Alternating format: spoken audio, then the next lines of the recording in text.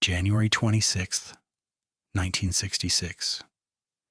It was a beautiful, scorching summer day in Adelaide, South Australia. The sun was bright, and the beaches were packed. Millions of Australians were celebrating Australia Day. Among them were three young, innocent siblings: 9-year-old Jane, 7-year-old Arna, and 4-year-old Grant Beaumont.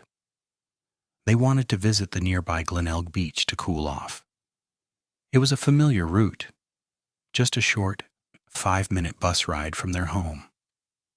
Their mother, Nancy Beaumont, kissed them goodbye.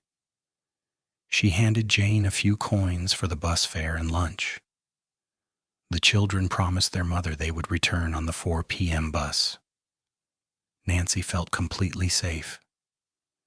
In 1966, Australia was a place where crime felt distant. Children walked alone, doors were left unlocked, and communities watched out for each other. But on this specific afternoon, that peaceful reality was about to shatter forever. The 4 p.m. bus arrived at the station. Passengers stepped off. Nancy waited, looking through the windows. The bus doors closed, and it drove away. The children were not on it. Nancy thought they might have missed it and would take the next one. But when the 5 p.m. bus also arrived empty, panic finally set in. By nightfall, the Beaumont children had officially vanished into thin air. Little did anyone know, this was the beginning of the most chilling mystery in Australian history. As days turned into weeks, the Australian public grew desperate. The police interviewed hundreds of people who were at Glenelg Beach on that fateful Australia Day. Soon, a chilling detail emerged. Multiple witnesses remembered seeing the 3 Beaumont children playing near the water with a tall, thin man in his mid-20s. He had blonde hair and a sun-tanned face. According to witnesses, this man was acting strangely close to the children, and they seemed to trust him. In fact, Jane had even gone to a local shop to buy meat pies with a crumpled note. Her mother had only given her coins. Where did that note come from? The police suspected it was given to her by this mysterious blonde man. Sketches of this suspect were drawn and plastered across every newspaper in the country, but the man was never identified. He vanished just like the children. The police were completely baffled, and the entire community of Adelaide was paralyzed with fear.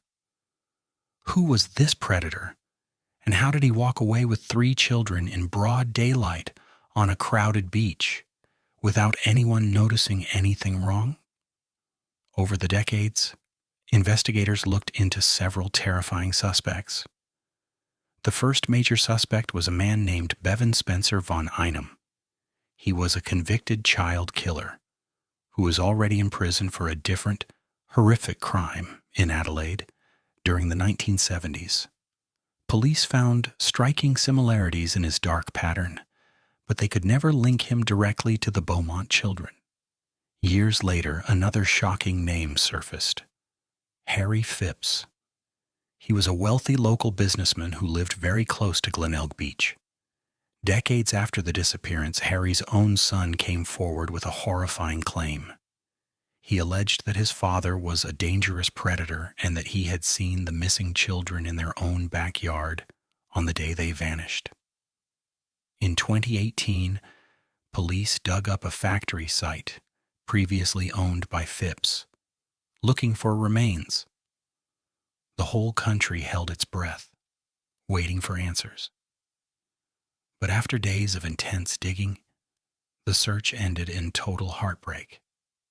Nothing was found, and another major lead went completely cold. What made this case even more painful for the heartbroken parents, Nancy and Jim Beaumont, were the cruel hoaxes and fake letters. 2 years after the disappearance, they received letters wrapped in old newspaper. The anonymous writer claimed to be keeping the children safe and offered to return them at a specific location. The devastated parents traveled to the meeting point, waiting for hours in the freezing cold. But no one ever showed up. Later, forensic tests revealed the letters were a sick, twisted prank by a teenager. The parents spent the rest of their long lives waiting by the phone until they both passed away without ever knowing what happened to their beautiful children. This case completely changed the fabric of Australian society. Parents stopped letting their kids walk outside alone, and the old, peaceful Australia was gone forever. It became a land of unlocked fears and locked doors. Today, 60 years later, the Glenelg Beach remains a popular spot. But the ghosts of January 26, 1966, still haunt the sands. The Beaumont children case changed Australia forever. It was the day the country lost its innocence.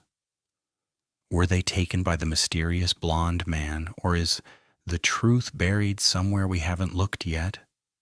What is your theory? Let me know in the comments below. If you want to uncover more dark, unsolved cases from the deep corners of Australia, make sure to subscribe to Down Under Darkness. Thank you for